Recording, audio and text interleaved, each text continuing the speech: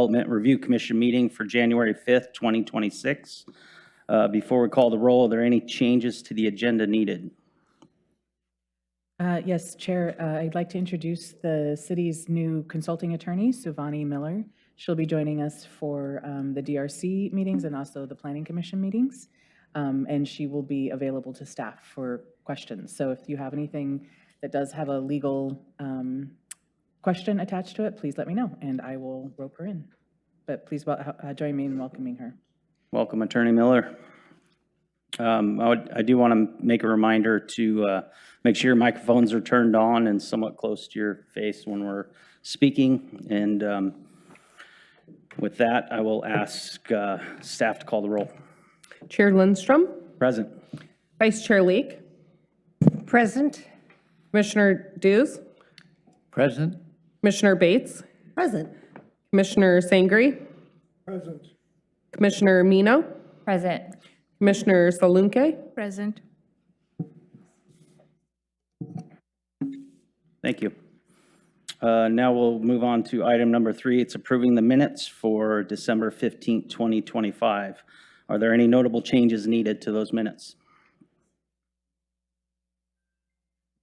Will someone please motion to accept the minutes for December 15th, 2025? I make a motion that we accept the minutes as written for December 15th, 2025. Second that motion.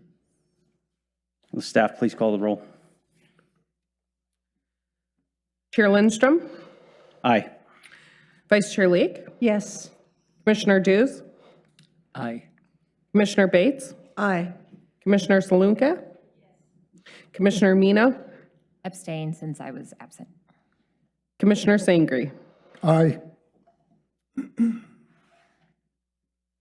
602 or 1, sorry, 601. Thank you. Now we'll move into item number 4. It's opening the public hearings. The first on this, item number 4, is LU 25-0019. It is a request for approval of 11-lot subdivision with a planned development overlay and a modification of an approved development review permit, LU 05-0076, and the removal of 27 trees for construction of public improvements. The site's located at 17979 Southwest Stafford Road. The staff coordinator would be Evan Fransted. This hearing has been postponed to Thursday, January 22nd, 2026 at 7 p.m. So now we will move on to the second item for opening the public hearing for AP 25-04. It's 499-25-000952. It's a request for approval of a tree application, 499-25-000952-tree to remove 9 trees to construct a single-family dwelling with an attached garage. The site is located at 3520 Upper Drive, and the staff coordinator is Daphne Cissell, Associate Planner. And I will now turn direction over to the City Attorney City Attorney Miller to state the meeting procedures to the public. Thank you, Chair. The following procedure for public hearings on development applications has been adopted by the City of Lake Oswego pursuant to LOC Article 5083 and ORS 197763. Applicants and interested persons are encouraged to familiarize themselves with these procedures to assist in presenting testimony to the Commission. A land use request involves the application of the criteria and standards listed in the staff report, which is available from staff 10 days prior to the initial evidentiary hearing. Testimony and evidence must be directed towards those applicable criteria or other such criteria contained within the Lake Oswego Comprehensive Plan and Land Use Regulations, which you believe apply to this decision. Failure to raise an issue accompanied by statements or evidence sufficient to afford everyone an opportunity to respond precludes an appeal to the City Council and the Oregon Land Use Board of Appeals, LUBA, on that issue.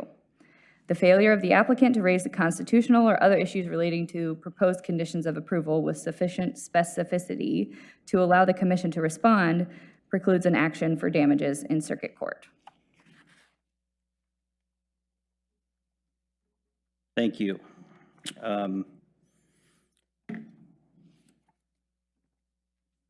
do believe we need to move into declarations by each member. So I guess I can introduce, or go ahead. Hi, my name is John Dews. I am a retired architect.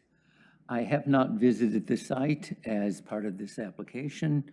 I have not had any ex parte contacts, nor do I have any bias regarding the application or financial conflict of interest. Hello, my name is Meeta Sarunke. I'm a landscape architect. I have not visited the site, nor have I had any ex parte communications with any parties. I do not know the parties involved, nor do I have any financial conflict of interest or a bias in this case. Hello, I'm Helen Leek. I am a Realtor in Lake Oswego. I have visited the site. I know where it is. I have no financial interest, I have no bias, and I have no conflict of interest. My name is Larry Lindstrom. I'm a construction executive. I have not visited the site. I have not had any ex parte communications with the applicant. I do not know the parties involved. I do not have any financial or conflict of interest in this case, and I do not have a bias. My name is Dwight Sangre. I'm a retired civil engineer. I am familiar with the site. I have not visited it, however. I have no ex parte discussions related to this. I have no professional or financial involvement with any of the parties. I do not feel that I am biased in regard to this project. My name is Kristen Bates. I'm an attorney. I have not visited the site. I generally know where it is. I have not had any ex parte communication with the parties. I do not have a bias, nor any financial interests. Hi, my name is Yuko Mino. I'm an architect. I know of the site, but have not gone there in relation to the project. I do not know the parties involved, nor have I had any ex parte communication. I do not have a financial interest or conflict of interest in this case. Therefore, I do not have a bias. Thank you. I would now invite challenges, if any, to the commissioners' declarations.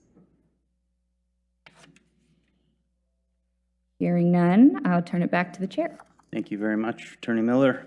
I'd like to turn it over to city staff for their report. Good evening, Commissioners. My name is Daphne Cissell, Associate Planner with the City and Staff Coordinator for this tree removal application. Tonight's hearing is regarding tree removal application 499-25-000-952-tree for property 3520 Upper Drive. Before I begin my presentation, I'd like to introduce to the record Exhibit G100, which is supplemental information submitted on behalf of the applicant. This additional information is in regards to House Bill 2138 that requires tree removal codes related to the development of housing be clear and objective. As you may know, the city's current tree code uses discretionary criteria for all type 2 tree removal, but staff is in the process now of updating our tree code to meet these requirements. I would also like to introduce to the record Exhibit G500, which was received in opposition to this tree removal application. The issues brought forth in the comment have been addressed previously in the staff report. So the Type 2 tree removal application 499-25-000-952-tree is requesting the removal of 9 trees, 7 Douglas firs ranging in size from 18 inches to 47 inches in diameter, and 2 Oregon white oaks measuring 17 inches and 34 inches. All Type 2 applications must meet the Type 2 criteria for issuance under Lake Oswego Code 55.02.080 to be approved for removal. Criterion 1 under this Type 2 criteria is the reason for removal. The applicant is requesting removal of the 9 trees to accommodate a new single-family dwelling with attached garage and related improved driveway approach.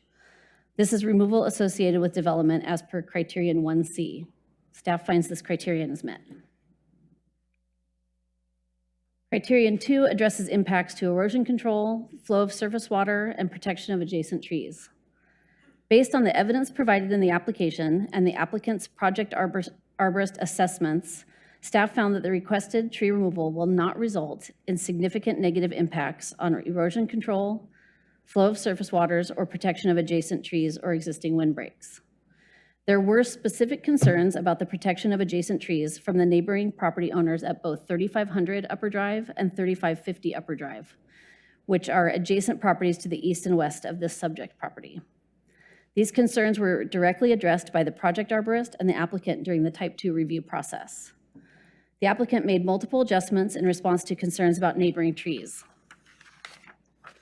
The footprint of the dwelling was adjusted 7 feet north, specifically to retain tree number 17, a 49-inch Doug fir, in response to concerns regarding the protection it provided a neighboring tree at 3500 Upper Drive. The applicant also updated their structural plans to include foundation bridging over structural roots in multiple locations to address concerns regarding a neighboring tree at 3550 Upper Drive. Staff finds that criterion 2 is met. Criterion 3 addresses tree removal impacts on the character or aesthetics of the neighborhood. The standard is met if the removal of the trees does not involve A, a significant tree, which is defined in our code, B, alterations to distinctive features or continuity of the neighborhood skyline, C, trees serving as a visual screen between different neighborhood zoning, D, a street tree, or E, removal of 50% or more of a stand of trees. You may notice that both C and E on this slide are grayed out because they don't apply to this application. The subject property is located within a residential area, so the trees are not providing visual screening between zones, nor were the removals found to be more than 50% of a stand. I will be going over criterion 3A, B, and D in more detail next. Criterion 3A addresses removal of significant trees. Significant trees are defined in Lake Oswego Code as healthy, non-invasive trees over 15 inches in diameter that is considered significant to the neighborhood due to size, species, or distinctive character, or the only remaining tree on the property. The 9 trees were found to be in generally good health, are non-invasive species, Oregon white oak and Douglas fir, and were listed as exceeding 15 inches in diameter. Meeting the first 3 parts of the definition of significance, it must then be determined if the 9 trees are significant to the neighborhood by size, species, or distinctive character.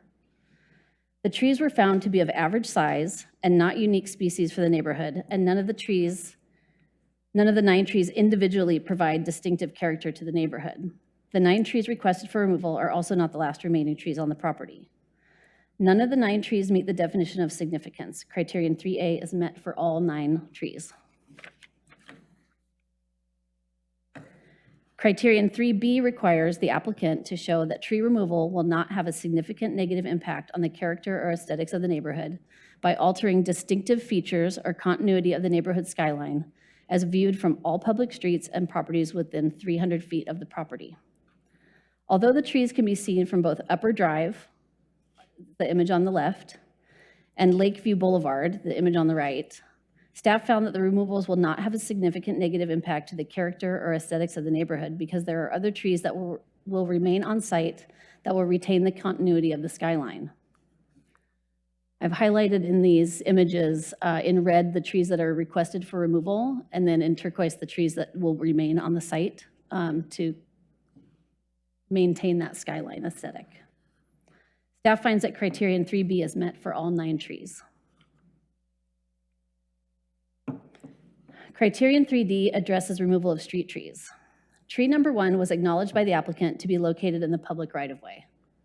The applicant stated that removal of tree number 1 would improve safety access and maneuverability by being able to widen the approach to match the existing driveway width. 8 of the trees are located on the property, so criterion 3D is met for 8 of the 9 trees.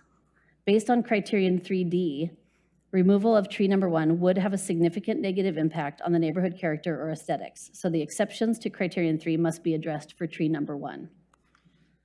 The exceptions state that criterion 3 is not applicable when alternatives to tree removal have been considered and no reasonable alternatives exist to allow the property to be used as permitted in the zone. In making this determination, the city may consider alternative site plans or placement of structures that would lessen the impact on trees, so long as the alternatives continue to comply with other provisions of Lake Oswego Code. Because the driveway is already a desired width, tree number 1 would be required to be removed to widen the approach. Staff finds that there are no reasonable alternatives to the removal of tree number 1 that would allow this property to be used as permitted in the zone. Criterion 3 is met for all 9 trees. Staff finds that the applicant has demonstrated that all of the approval criteria for LOC 55.02.080 have been met.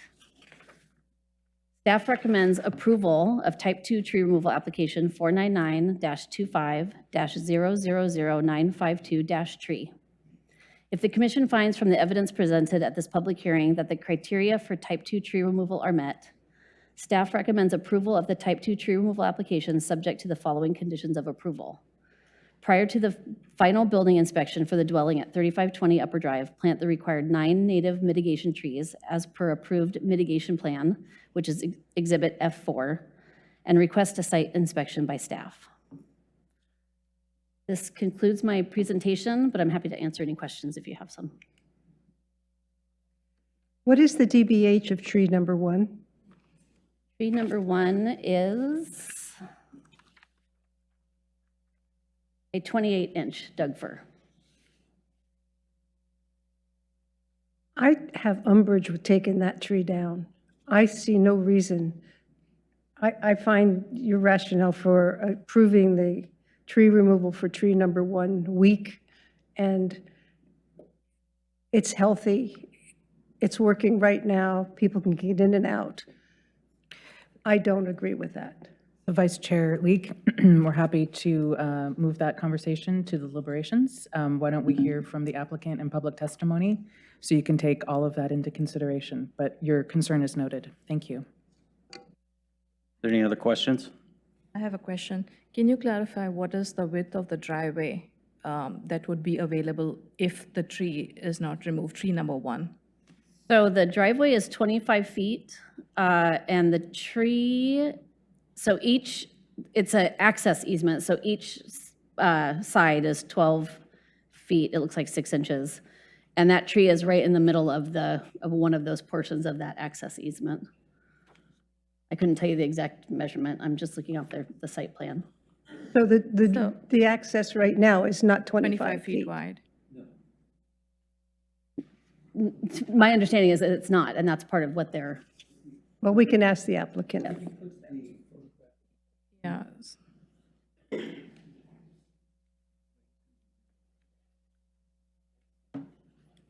The red is not 25 feet? No. Yeah, so that's what I'm asking. The red is the clear access that's available right now? yes. Right? So what is the clear access width available right now? I think that's probably a good question for the applicant. applicant, They will okay. have sufficient, more detailed information with site plans and can explain why this was requested. Any other And questions? the commissioners should be deliberating or discussing on mic, too.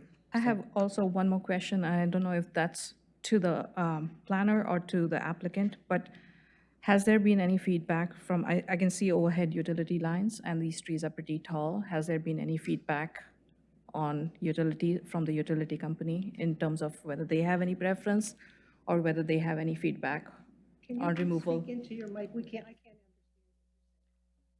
Yeah, can you ask the question again? Are you asking about utility companies? Yeah, so I see that there are overhead utility lines, and as a part of review of tree removal, has there been any feedback from the utility companies in terms of, whether they would prefer such tall trees next to overhead power lines? Not specifically for this application to staff. Okay. Might be something the applicant you might want to ask. All right, thank you.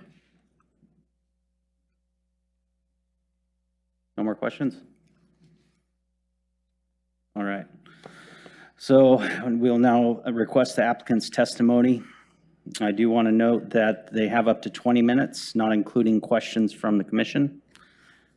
Green light is your time is active. Yellow light will mean and signify 30 seconds. red time, or red solid means time is up. Flashing red is 30 seconds past your time. Will Attorney Miller outline the public testimony process, please? So after applicant's testimony, we'll move into the public testimony process, and the order will be, first, parties in support; second, parties opposed; third, parties neither in favor nor opposed; and individuals will be allowed up to 5 minutes. Groups and neighborhood associations may be allowed up to 10 minutes, and these limits do not include questions from the commission. Testimony by attorneys, representatives, and witnesses on behalf of or part of anyone's testimony is counted within that individual's time limit. And any person in attendance may cede their time for testimony to another, but in no case shall any person's testimony exceed 10 minutes. Thank you. I'll invite the first, or for the applicants to speak. Kelly, you can screen share. All right. Okay. Good evening, commissioners. My name is Kelly McCall, and I'm the applicant on behalf of Renaissance Homes. Just to address that question about the access easement, we only have about 12 feet in width currently at the start of the driveway there. I have put together a brief video presentation to illustrate our case and explain the process with this type 2 application. So I will go ahead and play that for you, and then I will be available to answer any questions you may have.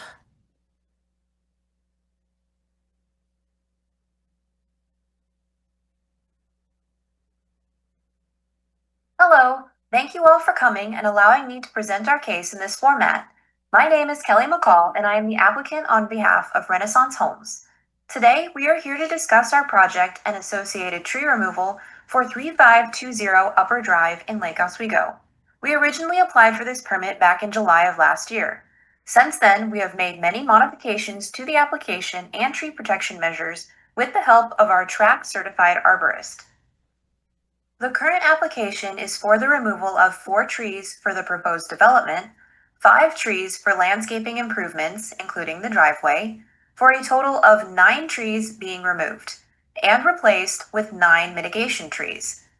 6 healthy, non-invasive trees are being retained and protected. Here you can see that the trees being removed for the new house are shown in red. The trees in blue are being removed for the new driveway and associated landscaping. The trees in green are being retained. Construction access to the site with large trucks and heavy equipment is already challenging, as this is a flag lot and the entrance is only about 12 feet wide. Tree number 1, a 28-inch Doug fir in the right-of-way, is being proposed for removal for adequate construction access and improved long-term residential access after construction is complete.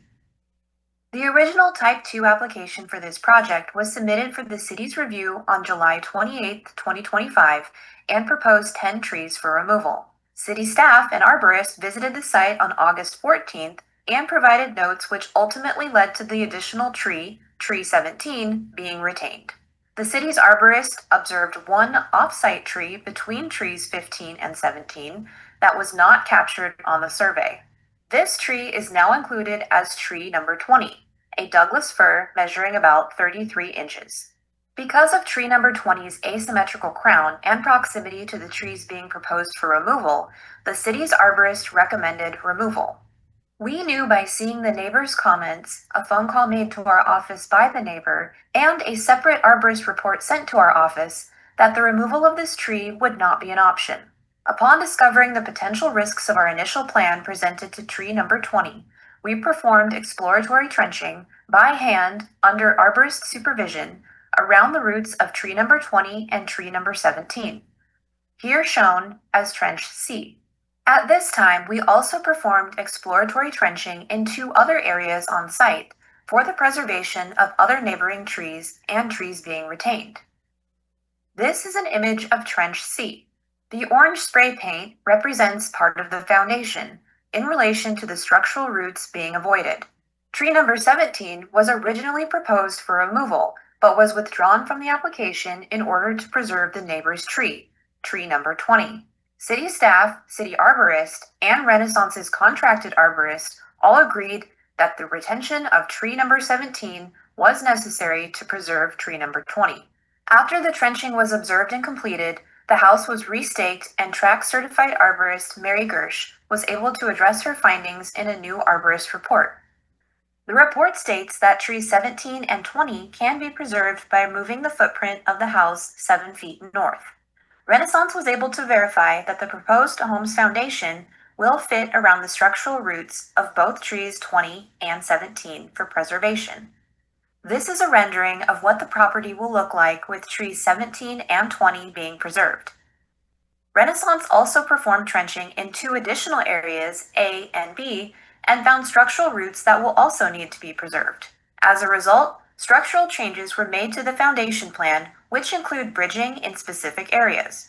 Staff then requested Renaissance to provide additional information ensuring the removal of trees 15 and 16 would not have a significant negative impact on tree number 20. This is a statement from the contracted track certified arborist that Renaissance Homes provided to staff. Trees 15, 16, 17, and 20 are all Douglas firs growing together in a group. Tree 15's canopy is the northern and western edge, and tree 17 is the southern and western edge. Tree 16 is a much smaller tree and has been suppressed by the adjacent larger trees. Tree 20's canopy is the southeastern edge of the grouping. Because the 4 trees are growing together as a group, all have minor and major asymmetrical canopies. Trees 15, 17, and 20 have live crown ratios of approximately 60%, and tree 16 has a live crown ratio of approximately 30%. Attached are 2 arborist site maps that illustrate the canopies of trees to be preserved and those to be removed, as well as canopies on adjacent sites. The removal of trees 15 and 16 will not significantly negatively impact tree 20 because it will continue to have adequate wind protection from trees to be preserved on and off site to the north, west, and south, including tree 17. In this visual, the green represents the preserved canopy, the red would be removed, and the yellow represents tree number 20. Recording in progress. Here is another visual showing the trees being retained and protected on and off site. The proposed dwelling was designed specifically for this lot. There are a few tricky parameters for the project dictated by the city's planning code, such as this property being defined as a narrow lot. The code's objective is to break up long wall planes or building mass to provide greater privacy and a more intriguing aesthetic. On a lot that has a greater than 2.5 to 1 ratio of lot depth to the average of the lengths of the front and rear setback lines, no portion of a residential structure shall exceed 18 feet high for a cumulative length greater than 60 feet, unless the excess portion of the residential structure, more than 18 feet high beyond the 60 feet cumulative length, is set back not less than 20 feet from the side lot lines. During review, Renaissance worked closely with the plans examiner to stay within compliance of the code. This phase resulted in slight adjustments to the building footprint. At this time, Renaissance was asked to explore alternative options for tree preservation by reorienting or flipping the floor plan on site. This only led to a larger driveway and more tree removal. We believe the applicant should have the right to build within the allowable building envelope on the property as permitted within the zone. The building plans we have submitted have been approved by planning staff and all associated departments. There is no other dwelling configuration that would allow the property owner to fully develop the property as permitted in the zone and protect these trees from removal. They would decline or die due to construction impacts. In addition to tree protection fencing and arborist supervision during construction, Renaissance is including many additional measures to preserve the health of as many trees as possible on and off the site. These additional measures include bridging of the foundation, permeable pavers in lieu of concrete in certain areas, and some utility lines being drilled versus trenched. The Type 2 application requires the applicant to address each tree individually by the following criteria to determine if they are considered significant. Of the 9 trees being proposed for removal, all are eligible for significant tree status, as they are in healthy or fair condition, non-invasive, and over 15 inches. Staff agrees that none of the 9 eligible trees are considered to be significant based on the definition of these following elements and supporting evidence. As already discussed in the staff report, none of these trees are significant to the neighborhood due to size. The Commission has interpreted this element to require examination of the neighborhood in which the specific tree is located. For example, a 45-inch tree is significant to a neighborhood where the general range of sizes of other trees is substantially smaller, such that the 45-inch tree would be substantially taller or bigger than most trees in the neighborhood. However, a 45-inch tree would not itself be significant to a neighborhood where it is within the general range of sizes of other trees and is not substantially taller or bigger than most trees in the neighborhood. For a tree's size to be considered significant to a neighborhood, its absolute size without comparison is irrelevant. The arborist report provided lists a range of tree measurements on the property and adjacent property from 17 inches to 49 inches. Staff used the on-site and neighboring property tree populations as representative of trees in the neighborhood. It was found that the subject 9 trees, ranging from 17 inches to 47 inches, are of median size comparable to their neighboring trees.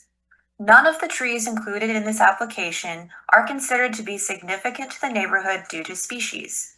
None of the trees are unusual or rare species in the neighborhood, and this sub-element of species is met, in that the 9 trees reviewed for this sub-element are not considered significant to the neighborhood due to species.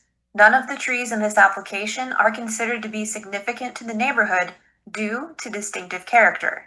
The Commission has interpreted this element to require, as distinct from size or species, that the tree also has distinctive character. The tree may meet this sub-element if it is in a uniquely visible location and provides a defining characteristic to the neighborhood. A tree visible to the neighborhood because it is located on the lot near the front lot line does not result in the tree automatically contributing to the distinctive character of the neighborhood. None of the 9 trees provide distinctive characteristics to the neighborhood based on this criteria. The trees proposed for removal are not the only remaining trees on the property. None of the 9 trees reviewed for this element would be the only remaining trees on the property, as there are 6 other trees on the property being retained. The proposed trees for removal will not alter distinctive features to the neighborhood skyline. The trees proposed for removal are visible from the street. However, there is abundant foliage on and around the property that fills the skyline. The neighborhood skyline as a whole will not be significantly affected. This is a rendering of how the property will look with the foliage that is being preserved. Less than 50% of a stand is being proposed for removal. This criterion is met. The stand is defined as a group of trees of the same species or a mixture that forms a visual and biological unit of at least 15 feet in height with a contiguous crown width of at least 120 feet. For reference, this lot is just shy of 80 feet wide, so it is clear that no more than 50% of a stand is being proposed for removal. In addition to the mitigation plan required by staff showing 9 trees native to Oregon, Renaissance will also be landscaping the entire property, including many native plants and additional trees. On behalf of Renaissance Homes, I ask that you please agree with staff in their decision in denying this appeal and allow us to move forward with our project. Thank you for your time and consideration.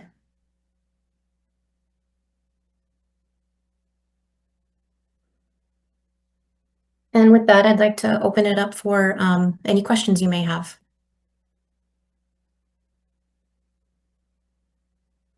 Commissioners? No questions? None at all.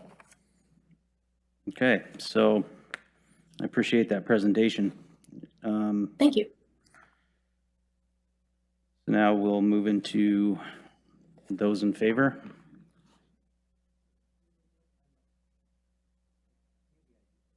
Yeah, go ahead, Commissioner. As I think you've heard, the question is with the one tree that's closest to the street at where the existing driveway is. From your standpoint, what would be the impact if that tree were to remain?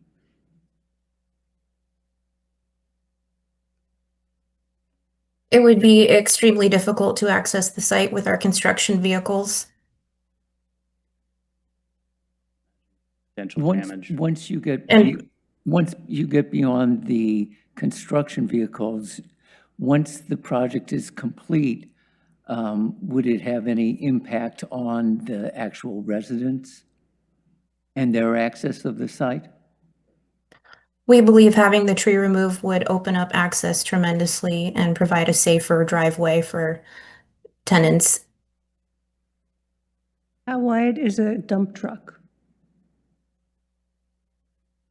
About 12 feet wide.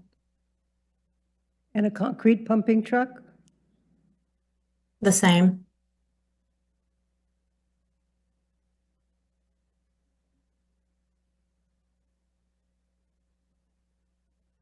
Any other questions? Okay, so now we'll move on to any other speakers. So we don't have anybody on the agenda for those in favor. Okay, so then we will move into opposition. First speaker will be Jan Hollabaugh. Go ahead and approach the platform up there. Just make sure their microphone's on and introduce yourself before you speak in. You'll have 5 minutes. Is on? Yes. I'm Jan Hollabaugh. I'm with Tim Keenan, and we are representing our friends Corey Resnick and Evie Zaig that live at 3500 Upper Drive, which is the house to the east. They're out of the country and we're not able to be here. They have submitted written testimony. It's how many pages? 20?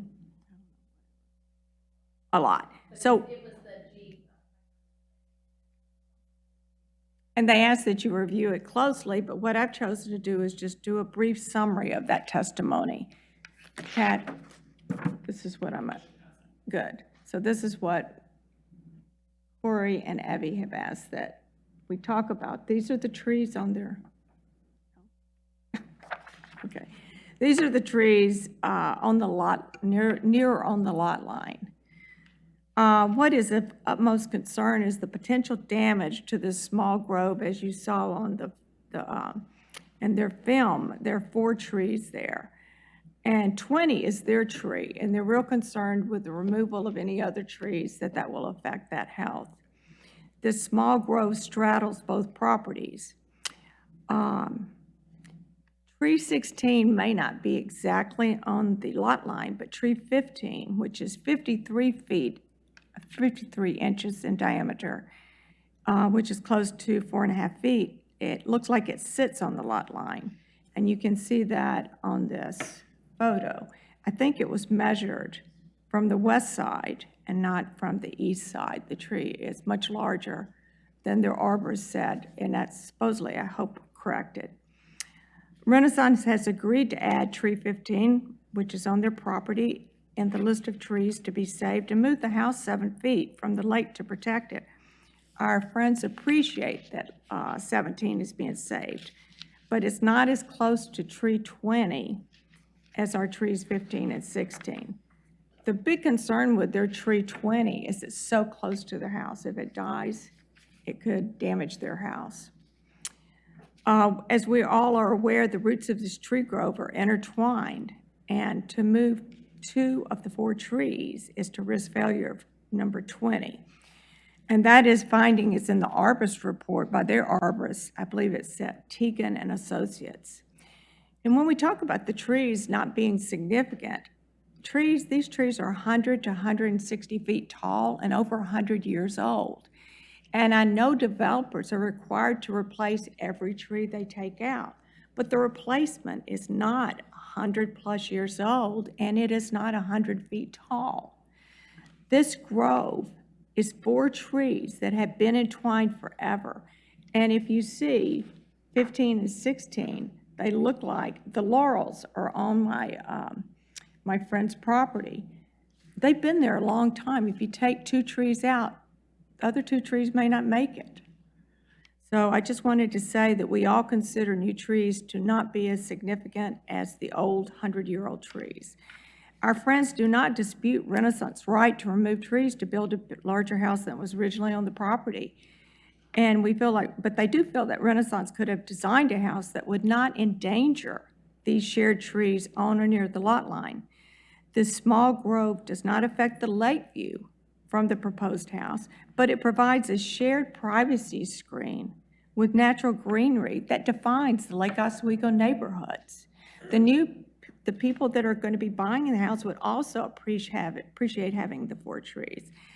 My friends feel like Renaissance could have designed a house while protecting the small grove of trees as a priority. There are solutions to saving 15 and 16, because we all ask, how can you save the trees? Well, they've already talked about saving trees by bridging over roots, especially on the west side. That tree's really close. So you could do that. How about moving the house to the west 5 feet? Because Lake Oswego, I think, requires a 5-foot setback. There's 11 feet on that side. And if Renaissance cannot save both trees, 15 and 16, please save number 30 15. seconds. Okay, my friends have gone the extra mile. They request the City of Lake Oswego withdraw its tentative approval for removal of trees 15 and 16 in order to negate the damage to their tree 20, which is in close proximity to their house. Thank you. Thank you. Any questions?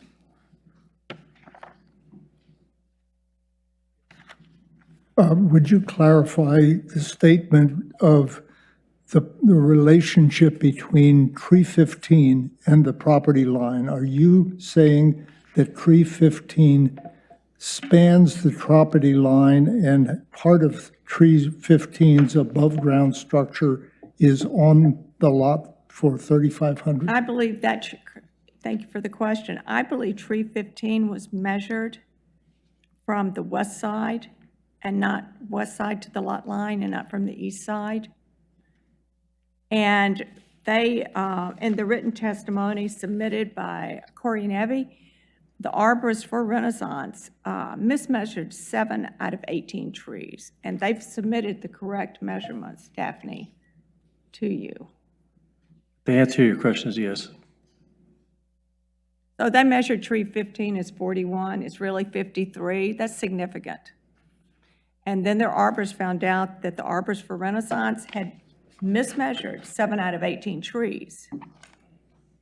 I think you can really bridge over these roots and save 15 and 16, which is only 4 trees in a grove, but they've grown as a family for 100 years. Do we really need to take them out? There's other ways. I mean, Renaissance has suggested using pavers. They've suggested bridging the roots on the other side of the house. There's ways to build, and I wish Renaissance had looked at that when they developed their floor plan, and I know it's a small lot and they were very crowded to get a house on. We all know it's difficult, and they have every right to remove trees on their property. But when they walked the property, when they bought the property, they saw this grove of trees, and why take 2 out? They're all just right on the property line. We appreciate your testimony. I'm a friend. Yeah, thank you. Okay. I have a quick question for staff. What is the definition of a significant tree? Significant trees by definition are trees that are over 15 inches in healthy condition and non-invasive that are significant to the neighborhood by size, species, or distinctive character. It's all of those to Or make by it being significant. the last remaining tree on the site. Or the last remaining tree on the site. Thank you. I'd now like to invite up in opposition Chris Culver. Chair Lindstrom, before Yes, we continue, I had another reminder for the public Yes. on testimony. Please direct your comments to the chair, just so the record is clear. Thank you. Hi, I'm Chris Culver. I live at 4660 Upper Drive. I'm also on the board of the Lake Grove Neighborhood Association. I oppose this, and I guess basically want to just voice my frustrations. I asked this question. I know you guys have basically approved this, and so I'm just going to give you guys something to think about. There's many of us as residents who feel like the developers, Renaissance, what's the other one? Monogram, so, thank you, are given easy passes to tree application approval process when residents have to go through a very hard process, even if it's to remove a tree for safety or damage purposes, as we've seen in the last storms. You will hear testimony from one individual here that can tell you her story. Why are the developers allowed an easy pass and residents not so much? I feel like we have these hearings where you guys invite us in to talk, but you've already made up your decision. So that's my one point.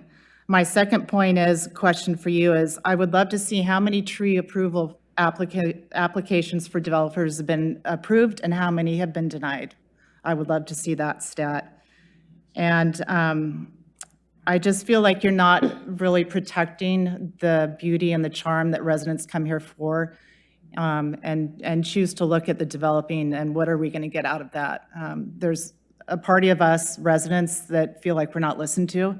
So I know you've made up your mind. I just want those thoughts taken in to your minds and chew on it a while, because I'm super frustrated. And at the neighborhood association, we are too. So we feel like we're the little people and the developers have won every battle. So. Can I make a response? Yes. We haven't made up our minds. This is the first time we have heard about We all were this. told that you guys had made up, the decision had been made. The decision has been made at the planning level, at the city staff level. We are the arbiters of their decision, but we have not decided. We will vote yes or no. Okay. But we have not colluded to take a back Okay, well, cloakroom then we were told vote. otherwise, but. And if you understand our tree code, the tree code is very sympathetic to construction. So we are charged with following the laws that the city has. Now, the new tree code is being worked on, and I highly recommend that you get involved with some kind of feedback to it, because that could perhaps mitigate this issue going forward. Okay. Any other questions? Okay, thank you, Ms. Culver. We'll now move to Courtney Blomer in opposition.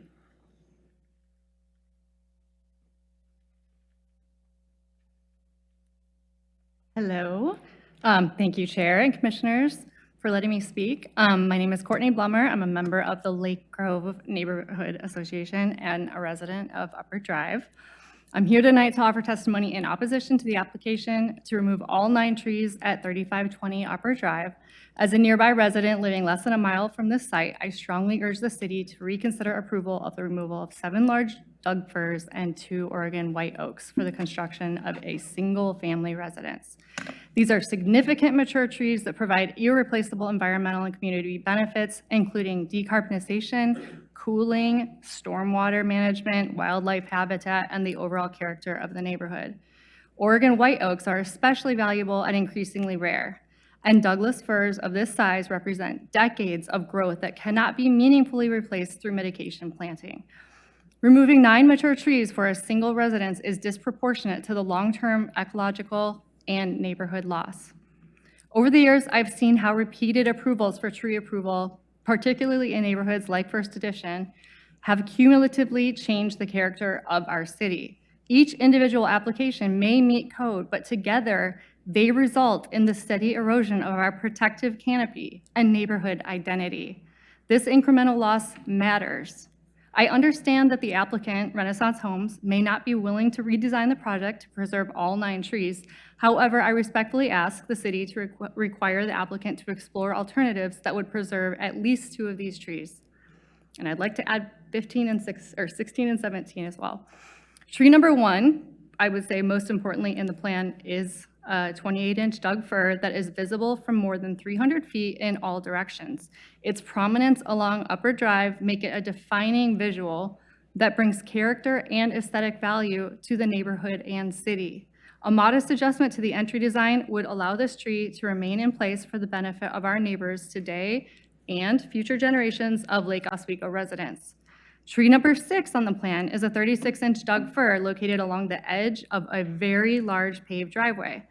The site appears capable of accommodating adequate driveway and turnaround space without removing this tree. Given its size and location, it also contributes significantly to neighborhood character and quality of life. Preserving even these 2 trees would represent a meaningful step toward balancing development with stewardship of the natural assets that define Lake Grove.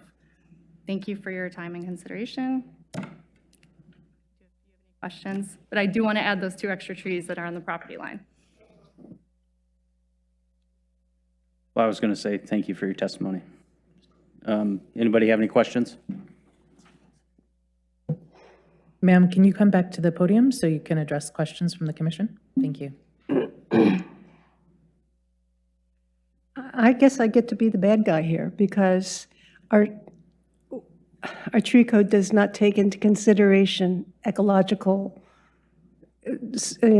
carbon sequestration, none of that. I understand. And so those are admirable things to put your hat on, hang your hat on, but we can't consider them. I totally I understand may agree that. with you Yeah. 100%, but it's not part of the tree code. No, I just think that that's part of an overall healthy community, but I agree, I understand that's not part of a consideration. So what I've seen tonight, to me, it's very clear that tree number 1 is not impacting anybody. And I walk that street every single day with my dog, and that tree is beautiful, stunning, and you can see it all down the street. So I don't think that it meets the criteria the way that they defined it.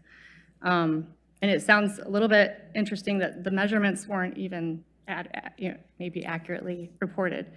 So I'm just saying we need to preserve them, but to meet the code, I think that is a very significant tree. I agree. Okay. Thank you. Any other questions? We have one more on the roster for opposition. That'll be Daniel Uthman.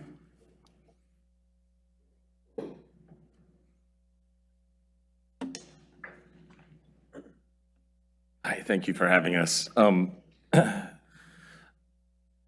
agree with Commissioners. Please introduce yourself. Sorry, Daniel Uthman. I live at 3600 Upper Drive, a couple doors down. Thank you. My concern has been the shade canopy that these trees provide being cut in half or more. It's not just these immediate houses right around that driveway that are affected. It's houses in all directions. I know how the sun goes each day, and I know, especially in the warmer months, like it will have a significant effect on people's landscapes, home cooling, and that I think needs to be considered. I also feel strongly that tree number 1, I was standing by there 2 hours ago. I went and visited one of the homeowners that her house abuts that driveway. As someone who's had a lot of construction on their homes in this area for many years, that tree is not affecting the egress of vehicles. There are landscape vehicles that are just as wide as dump trucks that are going in and out of that driveway all the time. Long trailers are going in and out of that driveway all the time. So I feel very strongly that we need to look at tree number 1 and that idea, because I just completely disagree with the idea that that driveway needs to become I-5, or frankly. So again, I represent the neighborhood association as well. And just sort of my broader concern is, I know that a year ago, almost 36 trees were removed from a property or 2 adjacent properties on Lake Grove Avenue. Lake Grove is called Lake Grove because of the grove of trees. And little by little, or a lot by a lot, frankly, we're undermining that concept with all this regular tree removal for home construction. So that was really what I wanted to say, and I'm happy to take any questions. Thank you. Any questions, comments? I appreciate it. Thank you. Thanks. Okay, we'll now move into applicant's rebuttal.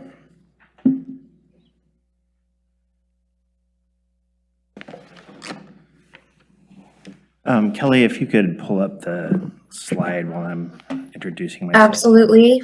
Thank you. Good evening, Commission. My name is Jamie Housley. I am the attorney for Renaissance Homes, here to provide the rebuttal to the testimony provided tonight. Before I begin my rebuttal, I did want to indicate we had submitted a letter to Daphne earlier today, making the city aware of a new House bill that has been adopted by the legislature in 2025. Specifically, that's House Bill 2138. And I've been here in front of this commission and city council many, many times in the past talking about trees. And one of the things we kept trying to articulate to this body as well as city council is that tree codes needed to be clear and objective under the new needed housing rules.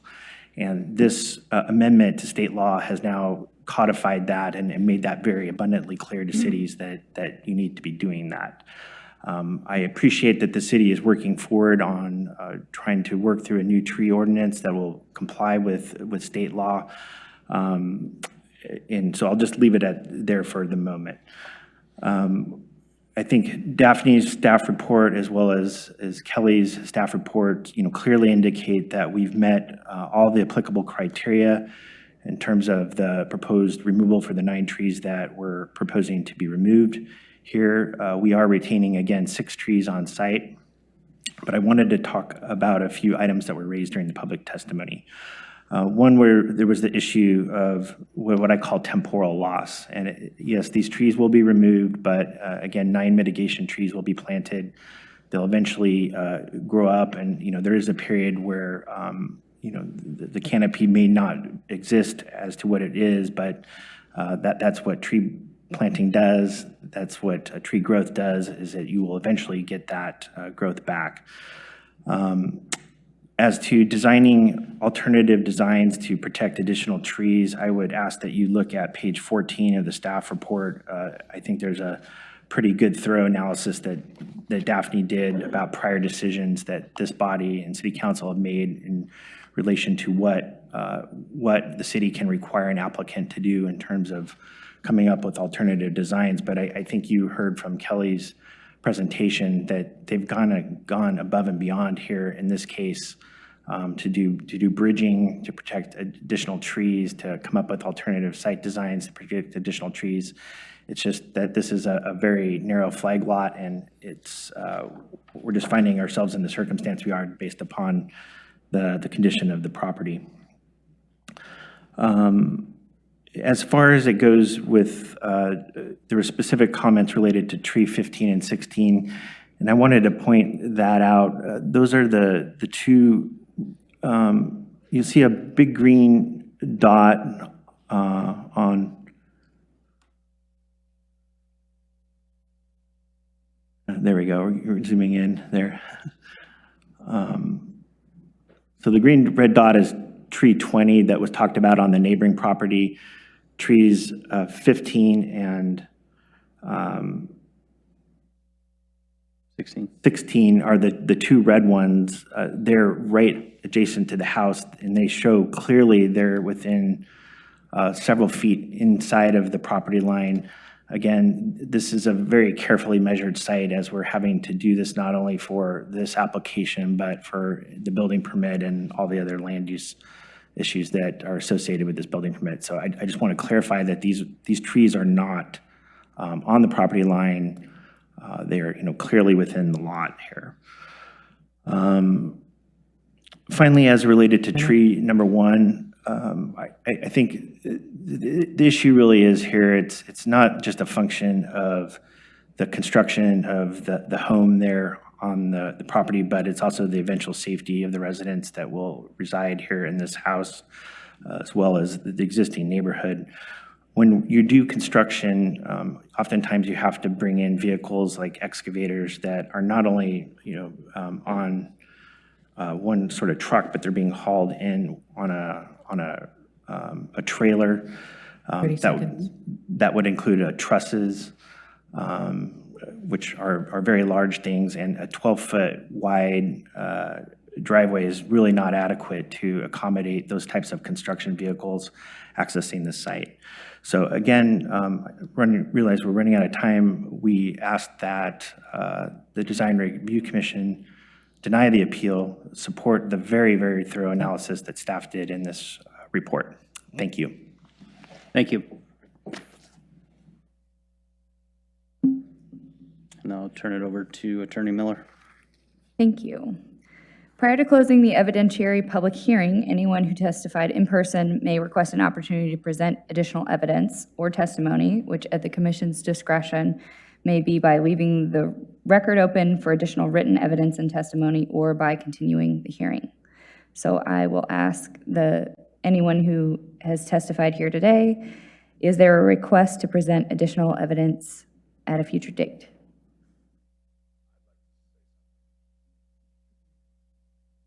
Sorry, Mr. Sebastian, you had your available 20 minutes as part of the applicant's testimony. Okay, we use that. Okay, Thank you.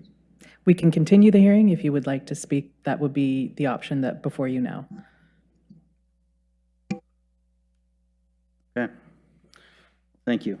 We'll now move into DRC deliberations. So the public hearing is now closed and the DRC will begin its... Quick correction, the applicant needs to be offered the opportunity to submit additional written testimony. So, yes, unless waived by the applicant, the commission will allow the applicant at least 7 days after the record is closed to all other parties to submit final written arguments in support of the application. And the information shall be considered part of the record, but shall not include any additional new evidence. Would the applicant like to submit final written argument?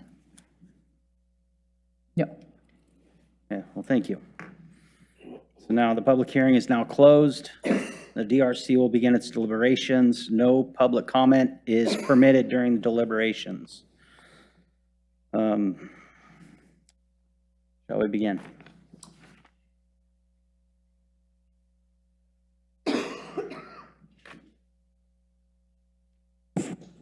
Well, okay, I'll start. Couple things.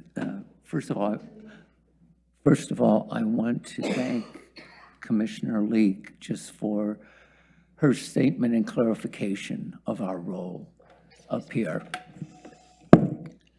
The reason why we need to speak into the mic is because the mayor and the council listens to these meetings, and they can't hear us if we're mumbling. I'll try to speak up even louder. Our opening statements that we make, if you listen closely, it asks us if we have any bias, among other things, and that's part of what this whole reasoning is. We come into these meetings with no bias, no already consideration of how we're going to vote on this. We come here to listen to the testimony and then make our decisions. So, again, I want to thank Commissioner Leek for that clarification of how we do respond to these applications. Second of all, the fact that we are under the obligation to follow the city code in terms of tree removal or saving them. And I think a lot of us up here would, in many cases, if we were just doing it on our personal bias or personal feelings, would be saving a lot more trees than we absolutely do. But that's part of the law, the code that we're obligated to follow under the city. Having said that, it seems to me that tree number 1 out near the driveway is the tree that could be saved, that doesn't really impact the overall, first of all, it doesn't impact the floor plan at all. And to me, it looks like the overall design can still work with tree number 1. And I understand there's going to be a lot of construction and larger vehicles, but if tree 1 can be saved through that construction period, I would be in favor of that. Thank you. I agree with you and Commissioner Hughes. I do believe that tree number 1 is worth looking at for saving. Just removing it for the purpose of the construction, I don't see that as a reason to remove it. And to add to the Commissioner Leake's comment about the tree task force, yeah, the current tree code is not perfect. So that's why we are in the works to, make it better, make it more easier to understand for, residents as well as all of us. So, yeah, hopefully, we won't have to have all these tree application hearings in the future because it will be clearer for all of us involved in the city. So that's all I have to say. Thank you. We're going to hold you to that because you're on that commission. My 2 cents is, in my neighborhood, there are 2 huge fir trees that have been there now for almost 38 years. And I know there were other trees around them back in the day, and they've survived quite well. So I'm okay with letting 15 and 16 go. I think 17 will preserve the integrity of 20. But I can't get past tree number 1.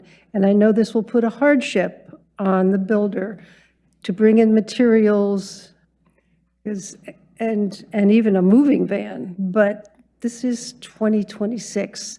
We can go to the moon. We should be able to bring in materials alternatively on a 12-foot wide space and save this amazing tree. And I disagree with staff. I think it is a significant tree. So on those grounds, I say it should stay.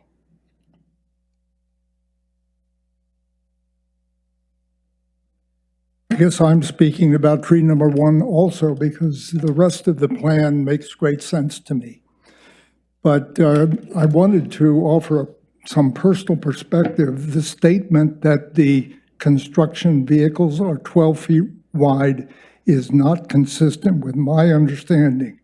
There are limitations. Typical dump trucks are under 8 feet wide. Mining dump trucks, which are permitted with large restrictions, have to be under 12. So I don't think that the construction vehicle is the issue.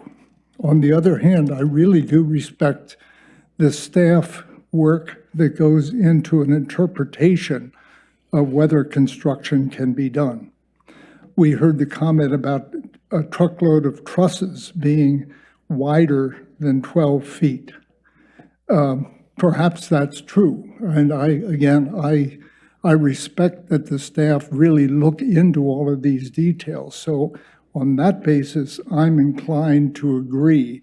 But factually, I don't think I see evidence that tree number 1 should be removed. I would support trying to keep tree number 1.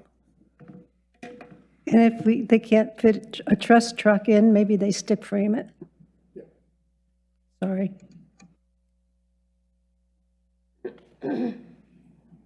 Thank you, all the commissioners for their comments and Commissioner Leake for her clarifications. I also appreciated the detailed presentations as well as the staff report. All of these are beautiful trees and there's a lot of passion in the room. I do believe that there has been a case made for why 15 and 16 cannot be saved. And there was a comment earlier on where if the footprint slides a little bit to the west, maybe it can be saved. These are big trees. I still think that the building footprint is going to have significant impact on the tree root zone. And if the arborist, the city arborist and the developer's arborist has made a case that it cannot survive after construction, then I think 15 and 6, there cannot be a case made for 15 and 16 to be saved. I appreciate Commissioner Sangre's very realistic view of why, what are the impacts on tree number 1 in terms of realistic construction activities. But I feel that the case for out-of-box thinking for tree number 1 was called for, and there hasn't been, in my opinion, enough demonstration of a little bit of out-of-box thinking in, okay, this is not possible, but this is possible, and this is not possible. There has to be a bit more stronger case for tree number 1. Thank you. Bates, you? I agree with everybody, and I'm in support of what Helen has said. You know, we're here to abide the code, and that is what we have pledged to do by sitting on this committee, is to follow the code. What? Oh, I'm sorry. You can't hear me? Okay, sorry. So, yeah, we're up here to help you follow the code. And there were a lot of great comments made about other things that we should be taking into account with the tree code that are not currently being taken into account by. So I would pledge everyone who is really here for the neighborhood association to get involved in the update to the tree code, and, you know, be the voice behind that change, because, you know, right now we are stuck with the code that we have. There's the new House bill that has also been passed, so we're also stuck with that in addition to the existing tree code. And I also support the tree 20, the one that is by the road. If there was another option that Renaissance could come up with, if that has not been explored, you know, I would love to know if that had been explored, or if they, you know, are able or willing to offer some suggestions. Thank you. So I guess I get to be the bad guy up here. So being a construction professional, part of my job is to assess all liabilities prior to the build. And for tree 1 to remain, a landscaping truck hauling leaves is significantly different than a concrete pump truck hauling tonnage of concrete. So that's not wide enough with that tree in place to get that concrete pump truck through there, even with tree mitigation on and protection, without damaging the roots of that tree.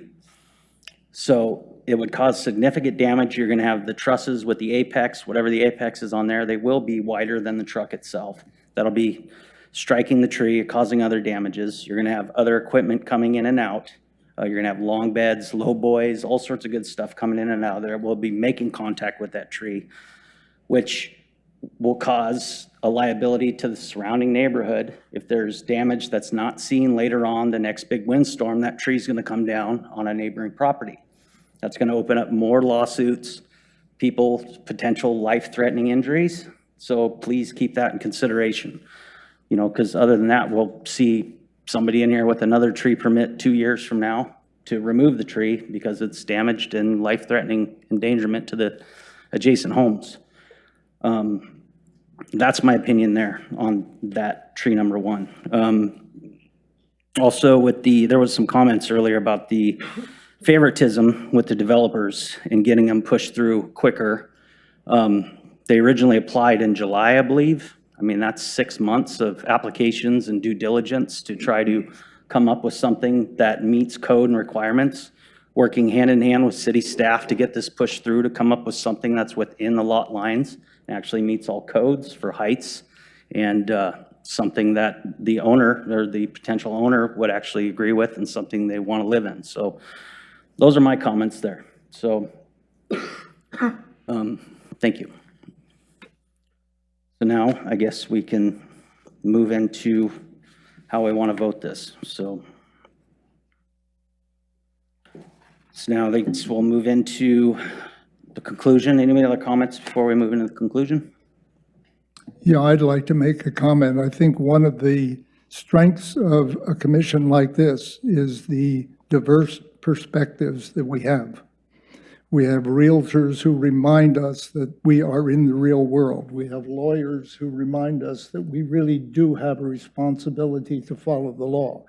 We have architects who have, that wonderful perspective that is part of architectural education. And we have trusty old contractors who remind us that there are elements of building that we need to take into consideration. And I just assume that our staff has the same perspective or access to the kind of information that we just heard from our chair, which is why I will vote to support the original application and deny the appeal.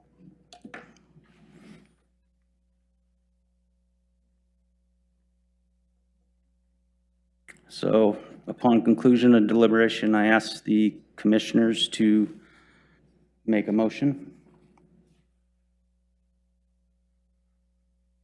Question before we do that, can we approve the appeal with qualifications? Yes. You'd need to make a specific statement as to, if you're denying a particular tree, you'll need to make that clear and explain which criterion wasn't met. So that could be part of the motion. If you are going to impose additional conditions of approval, then you need to give the applicant an opportunity to speak to those before that they are imposed, or before you make the tentative decision. So I would say my response to that is yes, with caveats. So we can talk about it. Okay. Mr. Sanger, you always know exactly the tree code and which numbers and letters have the exceptions. So if I wanted to have an exception based on distinctive tree to the neighborhood, which number is that? 3B, 3D, which is it? That's criterion 3A. 3A? And so that would be, just so I'm clear, if somebody's going to make a motion and you're looking to deny removal of tree number 1, then you'd want to be specific to that criterion 3A. I would like to make a motion that we deny the request to overturn the tree removals except for tree number 1 based on criteria 3A. I second that motion.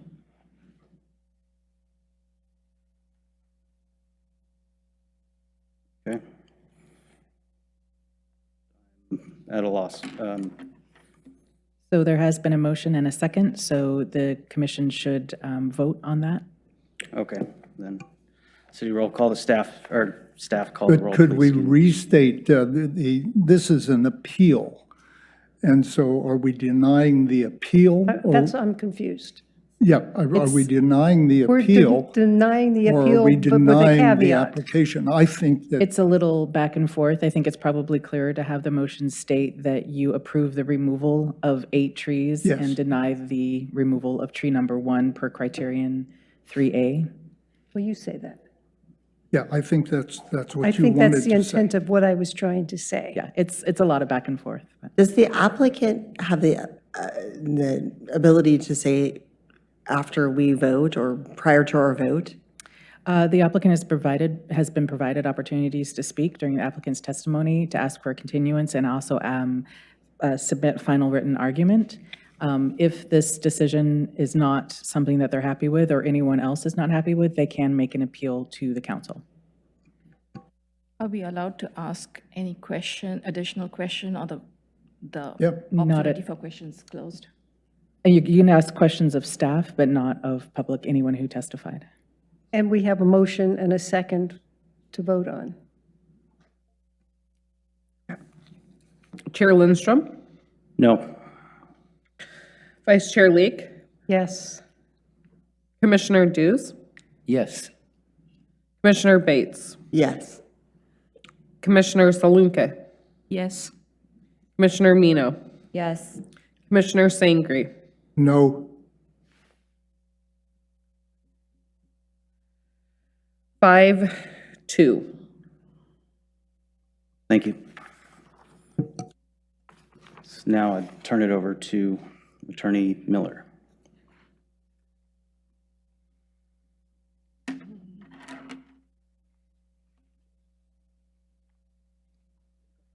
So the motion has received a majority vote, so I just want to note that this is the tentative decision, and the final decision will be made upon the adoption of the written findings. So we'll return with findings for the final findings and then adoption of the final decision on January 22nd. Again, a reminder that that is a Thursday because that Monday is a city holiday. Thank you. So that's the ending of the public hearing altogether. Now we will move on to next item on the agenda, which would be elections and of chair and vice chair for the Development Review Commission.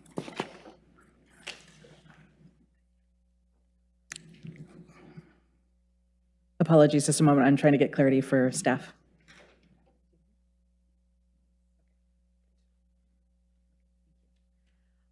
Thank you so much. I appreciate the very thoughtful testimony tonight. That was inspiring. I appreciate it. Before we move into the schedule review and management update, I did note in my email to you earlier that tonight is the night for elections for chair and vice chair. Unfortunately, Vice Chair Leek, because your term is up for reappointment this June, we are unable to have you be reappointed or available for nomination.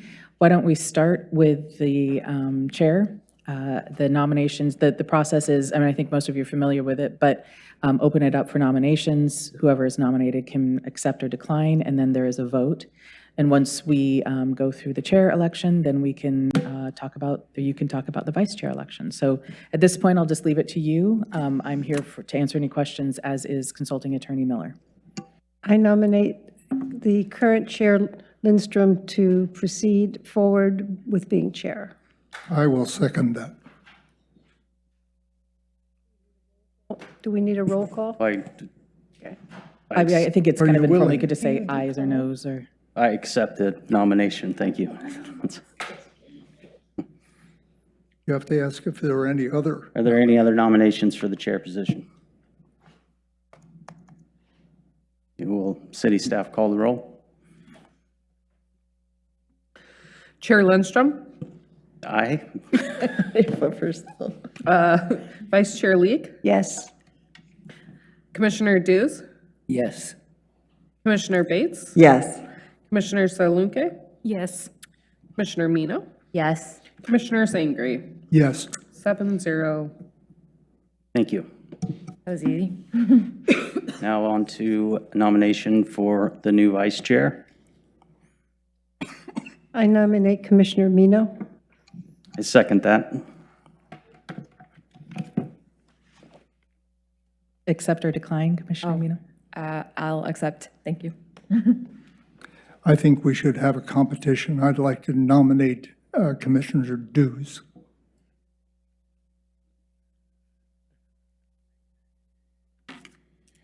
Accept or decline?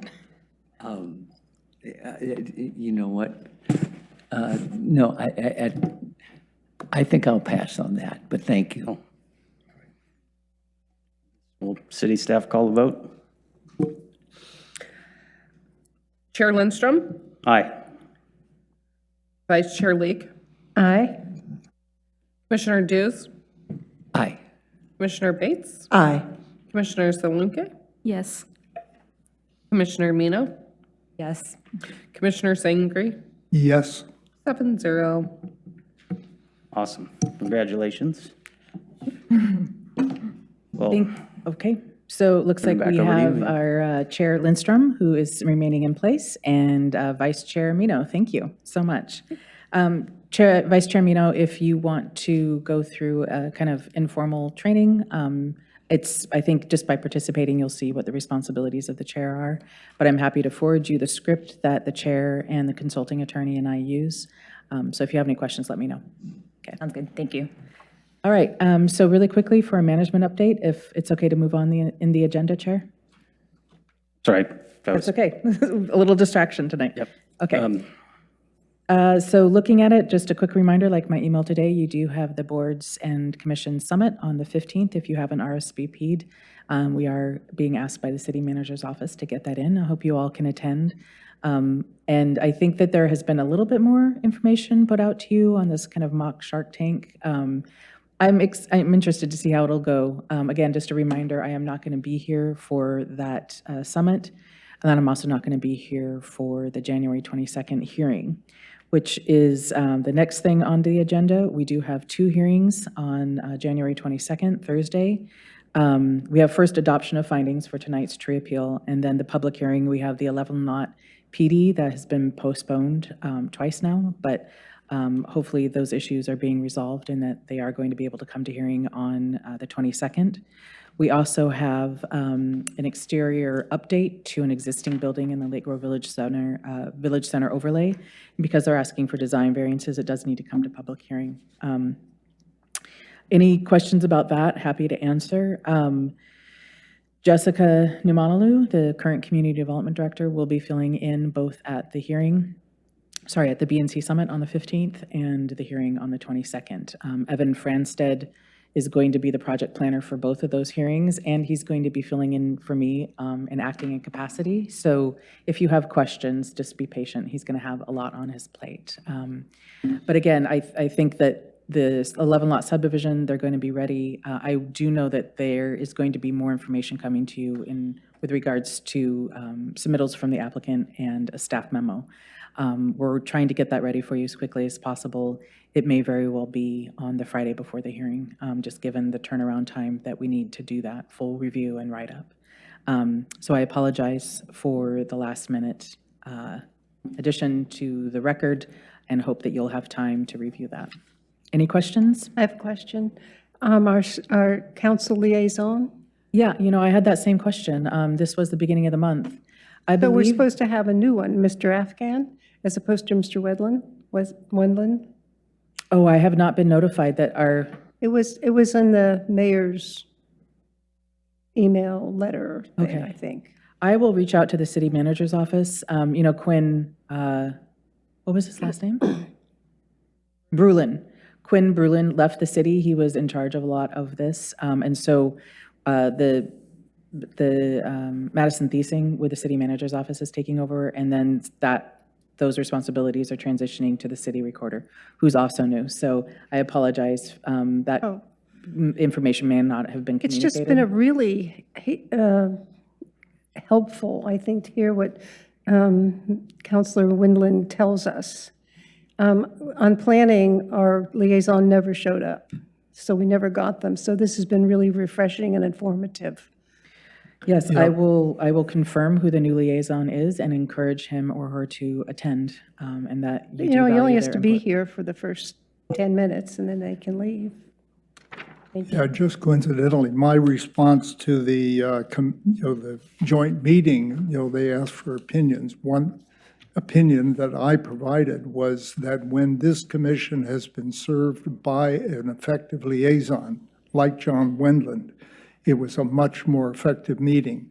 We have had liaison members who showed up twice in the year, and we suffered because of that. So I hope you can encourage council to get somebody to every one of our meetings.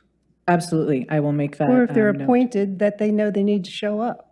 Yeah, and it's there aren't any guidelines or policies or regulations regarding how a council liaison does interact with their appointed board or commission.